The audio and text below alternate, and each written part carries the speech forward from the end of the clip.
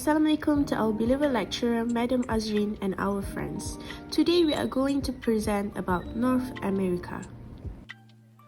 Let me introduce to you our team members, which is me, Nur Erina Ilyana binti Abdul Fattah, and my friend, Shasha Farisha binti Sufa.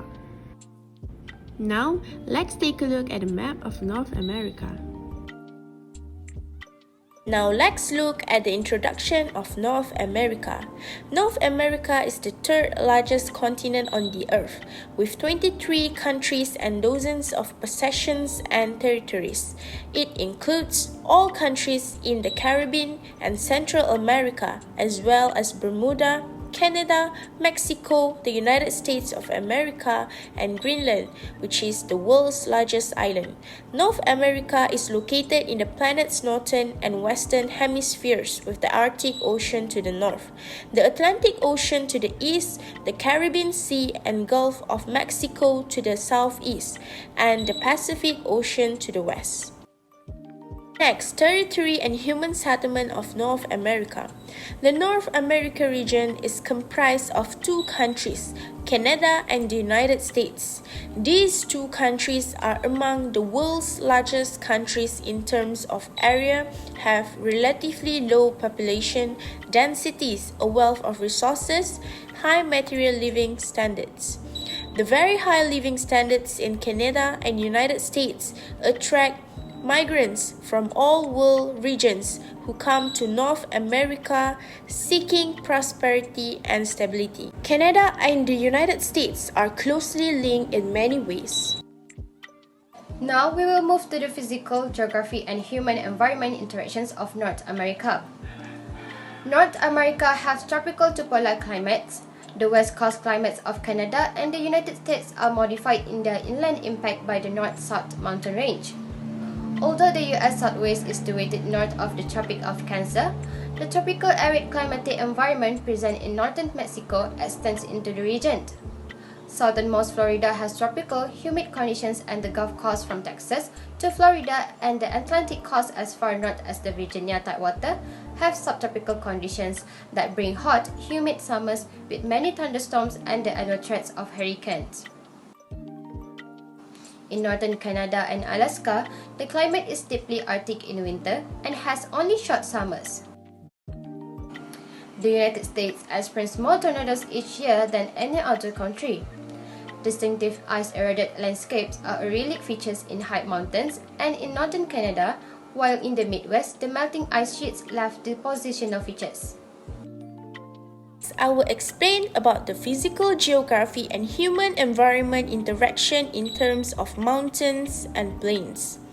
Western mountains.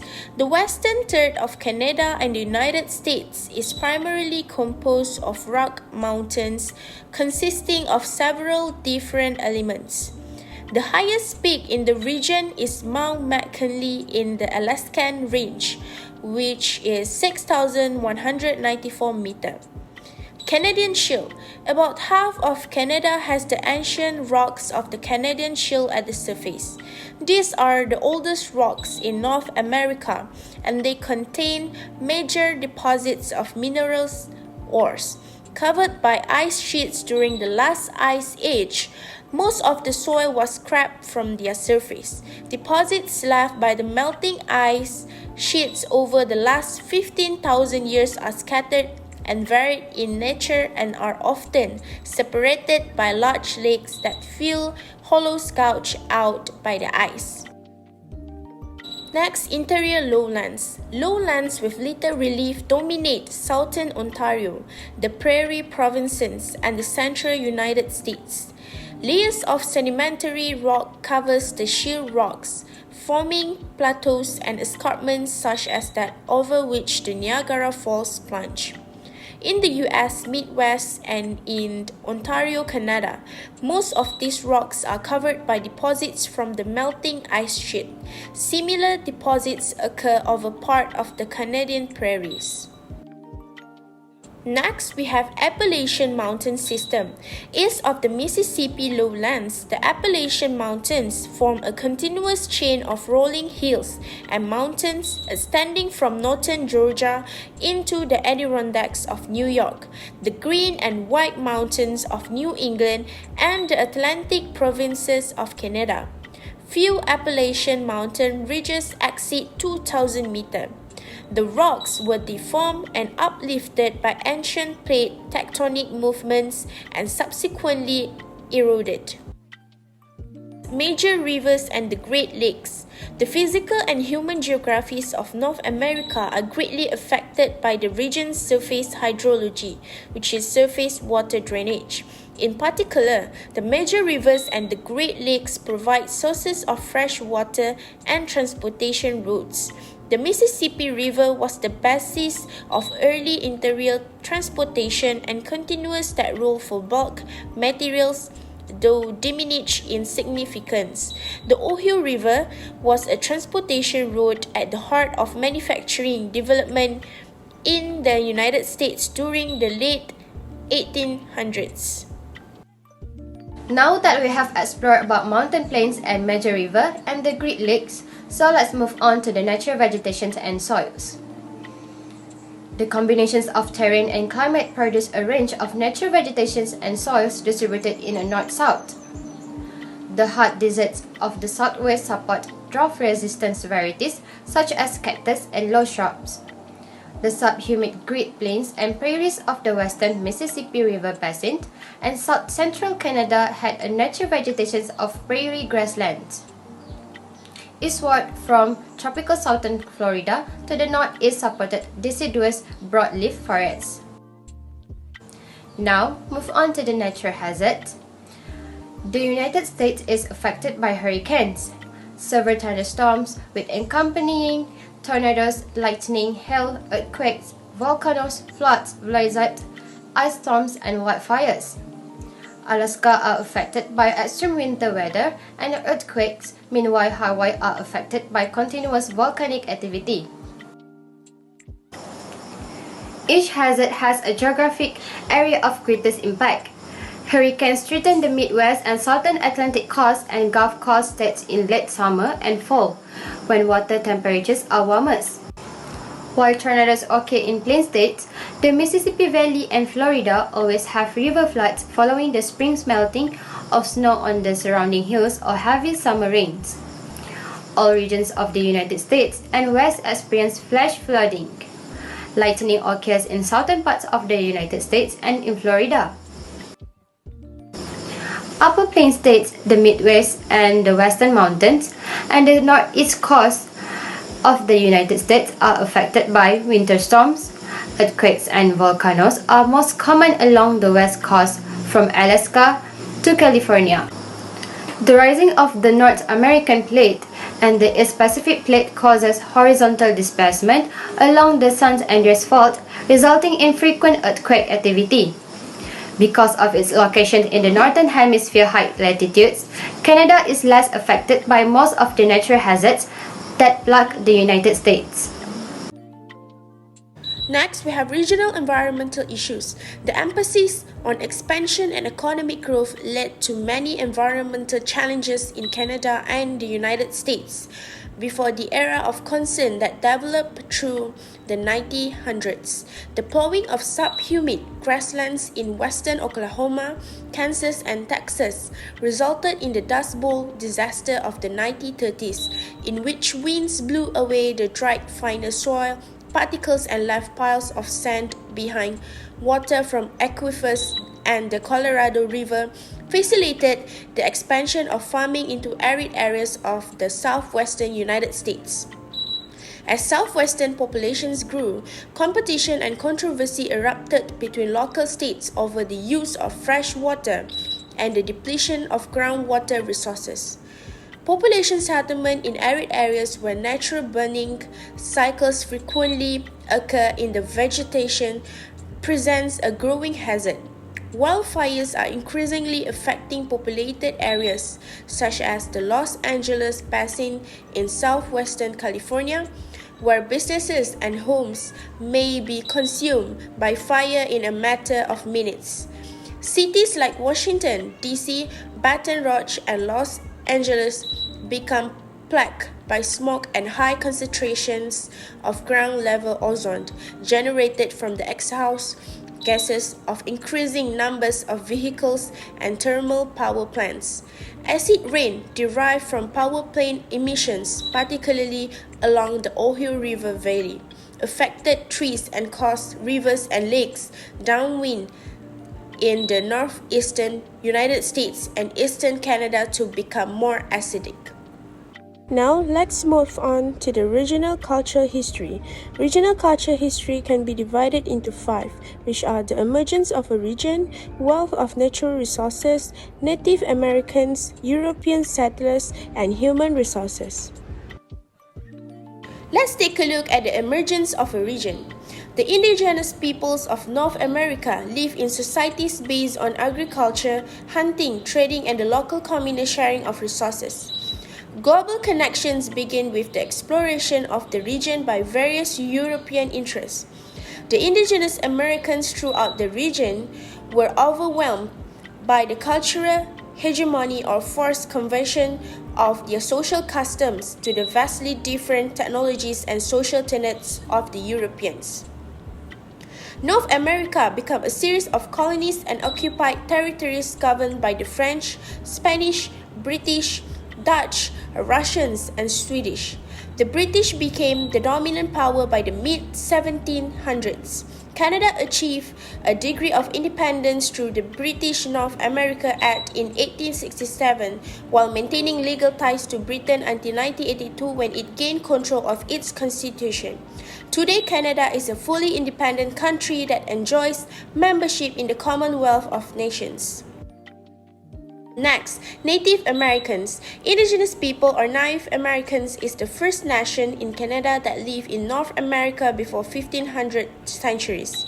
They live in hierarchically structured ethnic groups, commonly called tribes, adapted in culture and distribution to the physical conditions of terrain and climate. Still in the regional culture history, the next point is wealth of natural resources. The first point is the primary product and new lands. In the 16,000s and 17,000s, the long, warm summers of the expanding coastal plains southward from New York encouraged commercial farming of subtropical crops such as tobacco, sugarcane, rice, and indigo, and later cotton. Slave labor combined with favorable climate and soil conditions enabled planters to sell crops to Europe, pay investors, and pocket or reinvest the proceeds. After achieving complete independence in 1783, the United States tripled its land area by 1815, purchasing land from France and Spain and acquiring the western third through negotiations and force of arms. The Homestead Act of 1862 provided families with low cost or even free farmland. Although the land was free, many people noticed that there were numerous costs associated with the move and the establishment of farms. The second point is Lower Canadian changes. West of Great Lakes, there was a little settlement in an area that was still largely administered by the Hudson Bay Company, which was founded in 1617 by a Royal British charter to oversee the development of nearly one-third of modern-day Canada. The space remained the domain of Native Americans and isolated groups of French settlers attempting to avoid British rule. The Hudson Bay Company began competing with American Indians for land along the lower Columbia River. Next is resources for U.S. manufacturing.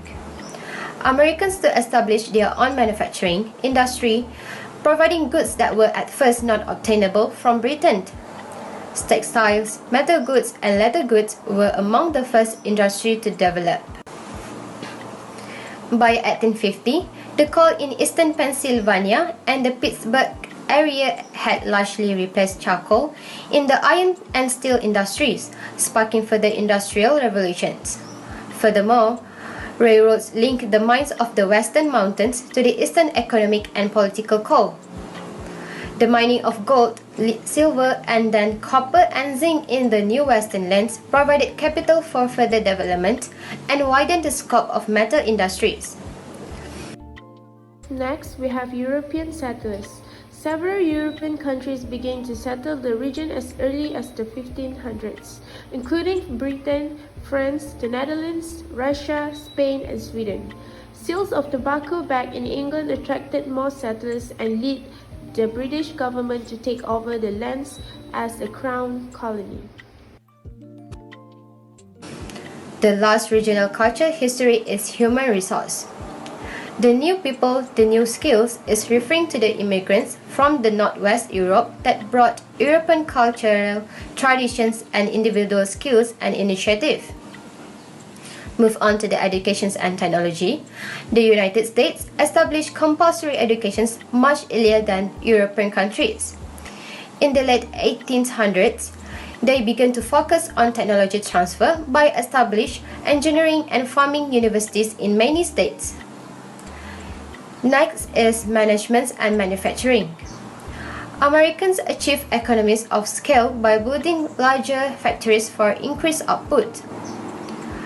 Horizontal integrations occurred when financiers purchased several producers of the same product, giving the new owners a large share of total goods productions and allowing them to set market prices. Vertical integrations took this process further by uniting the producers of product inputs with the product manufacturer in a single corporate structure. Canada began the process of becoming a major industrial country in late 1800s. Canada became a dominion within the British Empire with increased responsibility for its own affairs. With that, Canadian leaders began to integrate their vast country.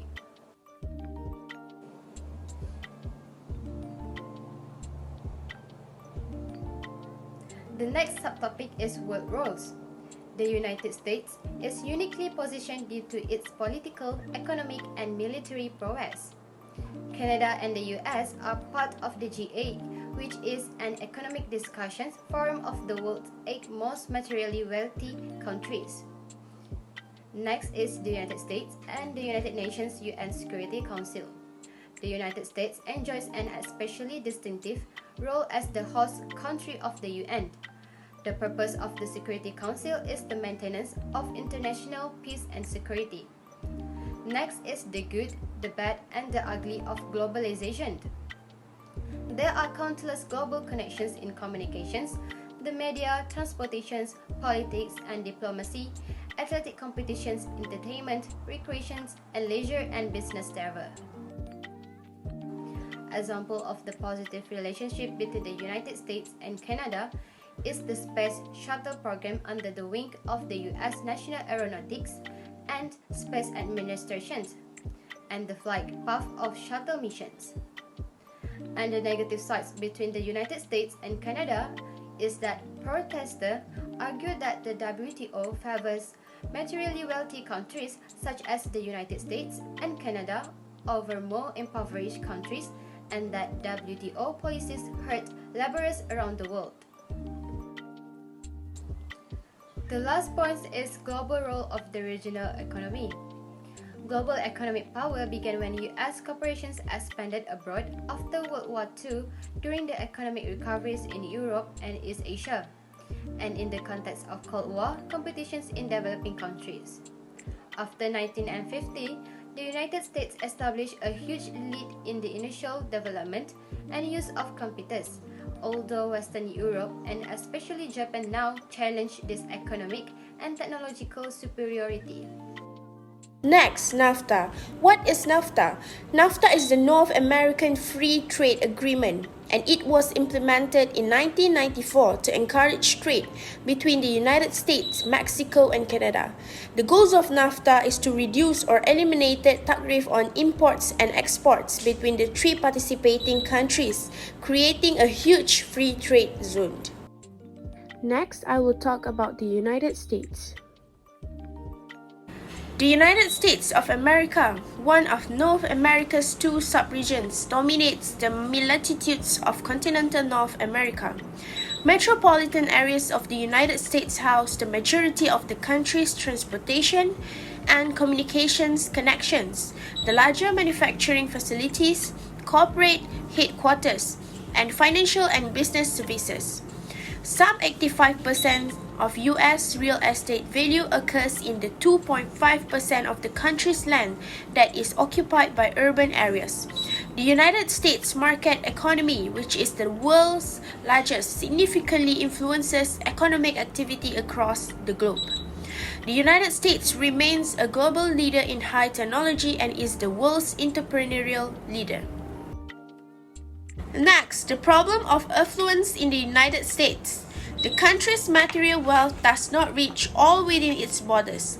Those with advanced educations or double income families continue to garner greater material wealth, while those who are located in impoverished regions or places with fewer educational opportunities struggle to acquire the basic necessity for nutrition, shelter, and healthcare.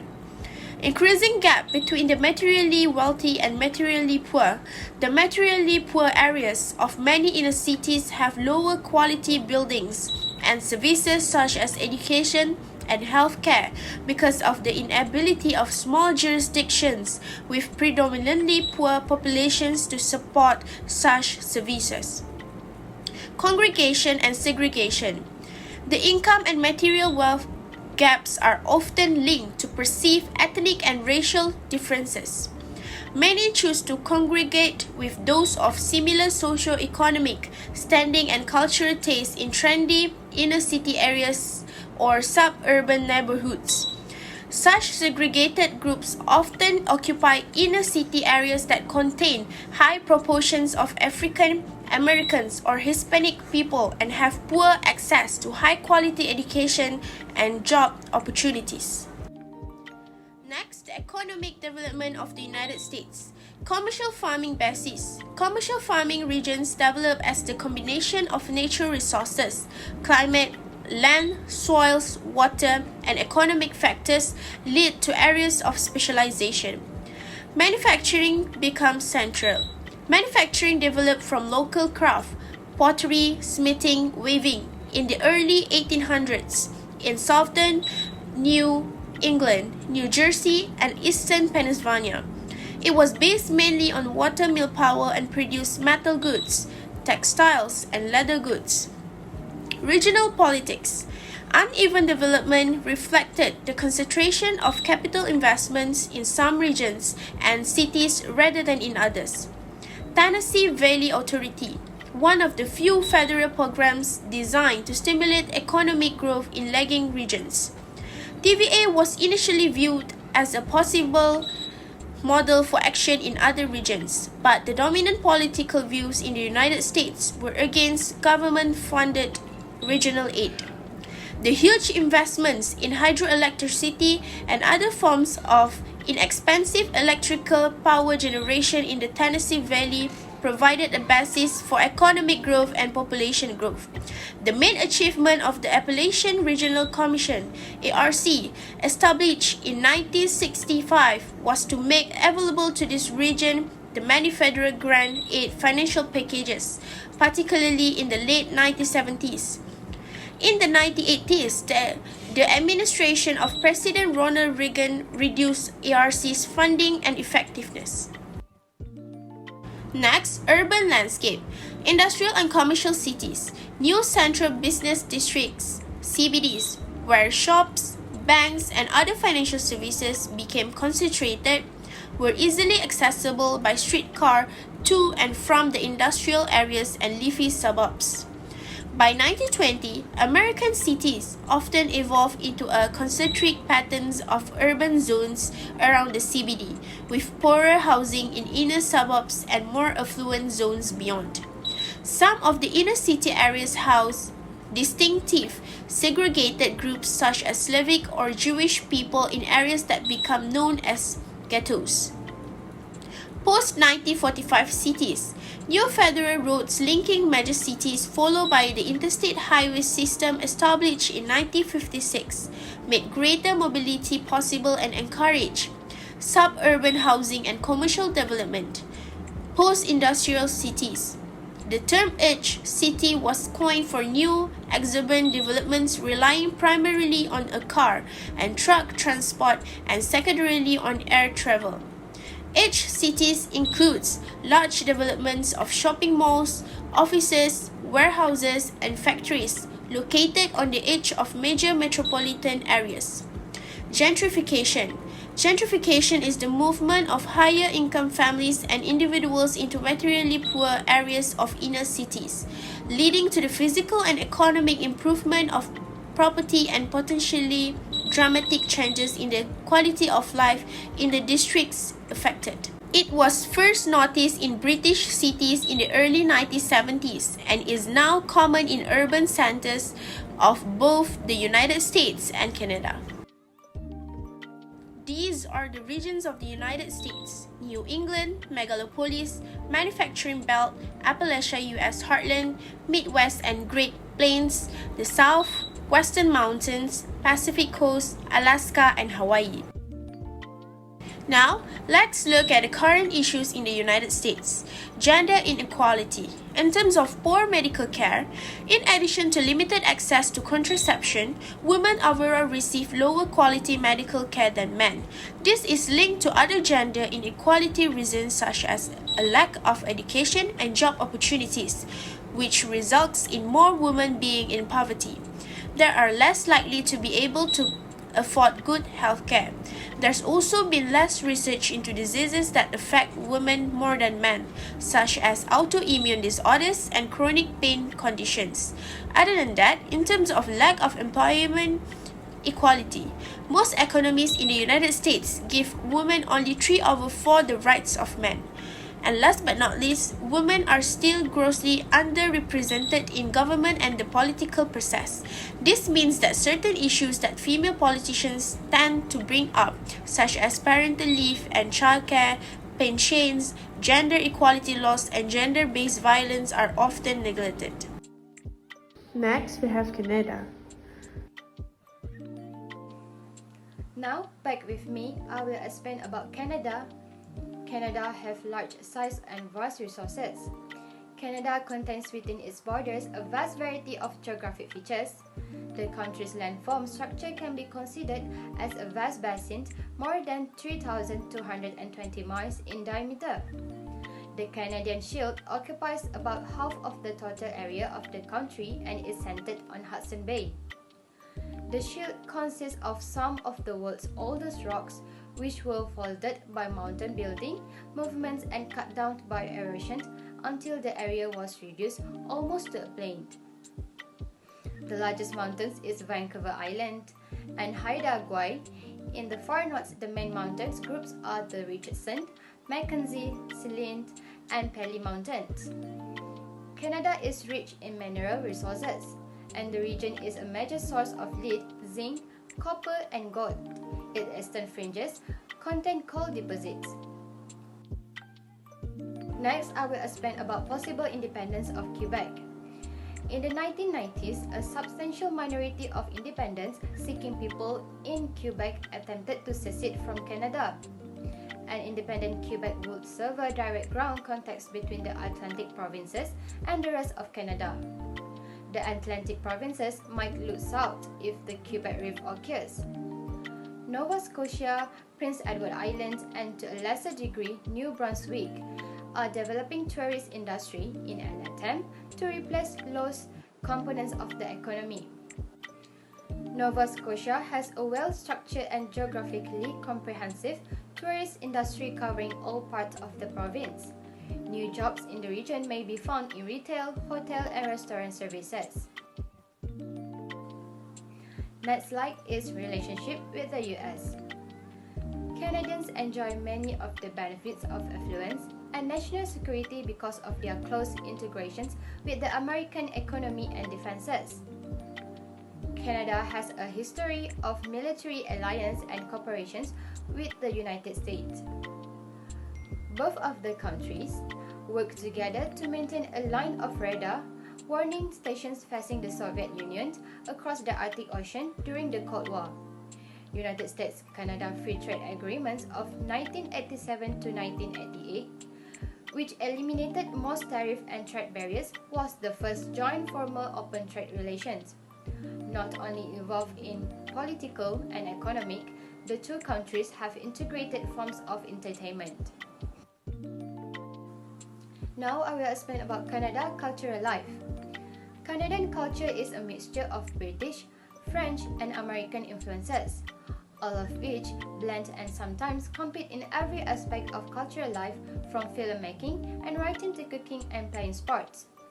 In 1971, Canada adopted multiculturalism as official national policy, and the federal government now gives support to various ethnic groups and assistance to help individuals participate fully in Canadian society. Canada culture is underpinned by its tolerance, respect, and community orientation. Canadians are generally individualistic, yet they also emphasize and value everyone's contributions to their community. Now I will explain about the economic sector in Canada. The major sector in Canada is agriculture, forestry, and fishing. First, I will explain about the agriculture sector. Agriculture employs less than 4% of the Canadian labour force. However, it is vital to the national economy, producing large volume of foods for both the domestic and export markets, and providing raw materials for food processing, wholesale, and retail industry. The product produced is wheat, oilseeds, cattle grazing, crops and livestock, grain corn, soybeans, white beans, fruits, and vegetables. The second sector is forestry. Almost half of Canada's land area is covered with forests, the accessible portions of which provide abundant resources for lumber, pulp, and paper. Forest products form a larger part of Canada's export trade than do the combined export of farms, fish, and mineral products.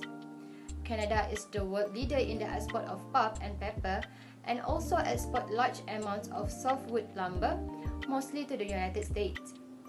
British Columbia, Ontario, and Quebec are the leading provinces in the production of forest products. The last major sector in Canada is fishing. Canada has rich fishing grounds of both the Atlantic and the Pacific coast. The parts of the continental shelf with the shallowest water are known as fishing banks. There is plankton, on which fish feed, thrive because the sunlight penetrates into the seafloor. On the Pacific coast, the continental shelf is very narrow, but numerous mountain streams are suitable for salmon spawning. Furthermore, in the rivers of the far north and in the Arctic Ocean, there are abundant fish on which large numbers of indigenous people depend for food. Lastly, overfishing and pollution depleted the fish resources in southern Canada significantly after the mid-20th century. Indeed, in 1992, the Canadian government imposed a moratorium on cod fishing with disastrous effects for employment along the east coast. Canada has 5 regions, which is Atlantic Province, Central Canada, the Prairie Provinces, the West Coast, and the Northern Territories. Now we are at the last part of the discussions. The current issue in Canada is the rights of Indigenous peoples. Long-standing and systemic discriminations against Indigenous peoples persist across Canada. The water supplied to many First Nation communities on lands known as reserve is contaminated, hard to access, or at risk due to faulty treatment system. Furthermore, the poor water and sanitation conditions have a disparate and negative impact on at-risk populations, including children. Climate change is also contributing to a growing problem of food poverty and related negative health impacts of Indigenous peoples in Canada. Warming temperatures and increasingly unpredictable weather are reducing the availability of Indigenous peoples' traditional food sources and increasing the difficulty and danger associated with harvesting food from the land. As a result, households must supplement their traditional diet with more purchased food. But healthy foods, such as fruit and vegetables, are cost prohibitive in remote areas. The harmful impacts of climate change that indigenous populations in Canada are experiencing point to more devastating impacts in the future. Unfortunately, the federal, provincial climate change policies have largely ignored the impacts of climate change on First Nations right to food. Lastly, the food subsidies and health resources that could help counter current and projected impacts are often not available, insufficient, or do not reach those most in need. That's all from us. Thank you.